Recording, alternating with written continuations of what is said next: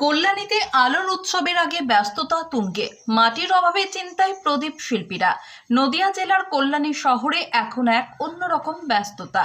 পাড়ার মোড়ে, ঘরের উঠোনে, কর্মশালার এক কোণে সবখানেই চলছে আলোর উৎসবের প্রস্তুতি।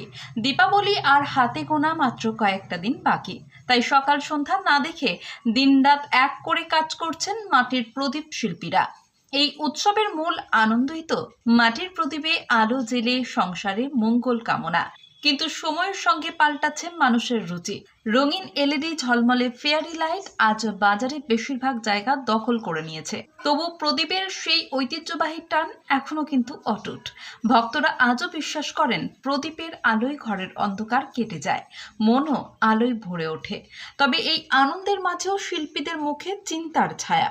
তাদের একটাই আক্ষেপ, মাটি।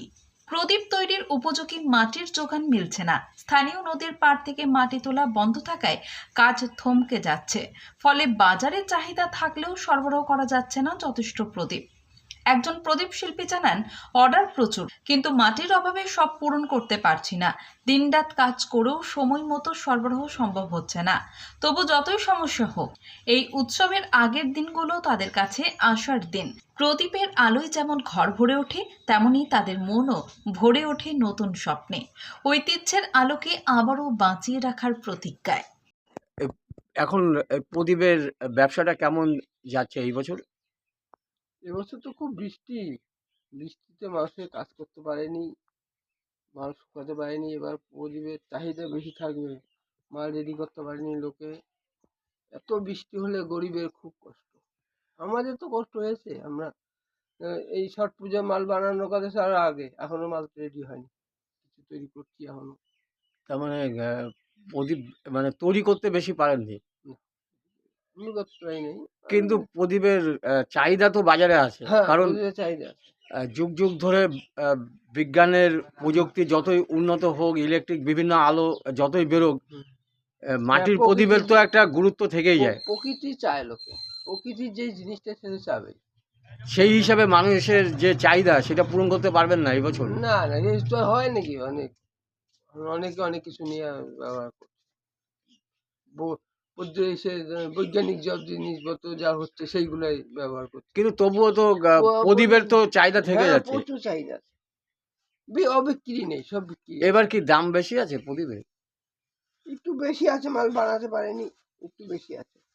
আর তার মধ্যে কি মাটির কোনো সমস্যা আছে? মাটি বেশি সমস্যা, মাটি সমস্যা বেশি।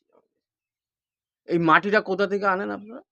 মাটি যেমন কদমতলা আছে, ডায়মন্ড হাবড়া আছে, নৈহাটিতে পাওয়া যায়। যেখানে পুকুর টুকুর কাটে তারা দিয়ে যায়, ক্যানিং থেকে আসে। এই তো ডায়মন্ড মানে হাবড়া। এখন তো মাটির দাম অনেক। হ্যাঁ, এক গাড়ি মাটির দাম 24,000, 18,000, চাকা বুঝা 10 চাকা 8 চাকা, এই যে চাকা দিলে আবার কিছু। এবার সেই অনুপাতে কি বাজারে বিক্রি হয় বা দাম পান? সেই যে প্রদীপ প্রদীপ বানানো আর মাটির এই হাড়ি ফাড়ি বানিয়ে ওদের কিছুই হয় না। এতে যদি এই মাটি দিয়ে যদি ঠাকুর বানানো যেত তাইলে লাভ আছে। প্রদীপ বানিয়ে আপনি সারাদিন কয় বড় প্রদীপ আয় করবেন? একটা বাজারে একটা লোক প্রদীপ বানালে কত পাবে? আচ্ছা, আপনার কি এই প্রদীপের ওপরই নির্ভর জীবিকা নাকি? না, প্রদীপও বানাই আমরা, আর মাটির জিনিসই বেশি বানাই আমরা। মিষ্টির দোকানে জিনিস বেশি বানাই। মিষ্টির দোকানে তো এখন প্লাস্টিক হয়ে গেছে, আমাদের বেচা কিনা খুব কমে গেছে মিষ্টির দোকানে। সব প্লাস্টিকই বেশি। মানুষ এসে বলে না যে এটা ভারে মিষ্টি দাও, সময় মধ্যে নিয়া আমারও সুবিধা তোমারও সুবিধা। তাহলে প্রদীপের চাহিদা কেমন আছে এবার বাজারে? হ্যাঁ, ওই চাহিদা আছে, দাম কি বেশি আছে একটু বেশি আছে। অন্যান্য বারের অন্য থেকে? বাড়িতে আবার প্রদীপের দাম বেশি। এমনি প্রতি কেমন বছরই কেমন হিসাবে বিক্রি হয় প্রদীপ? প্রদীপ 100 হিসেবে বিক্রি হয়।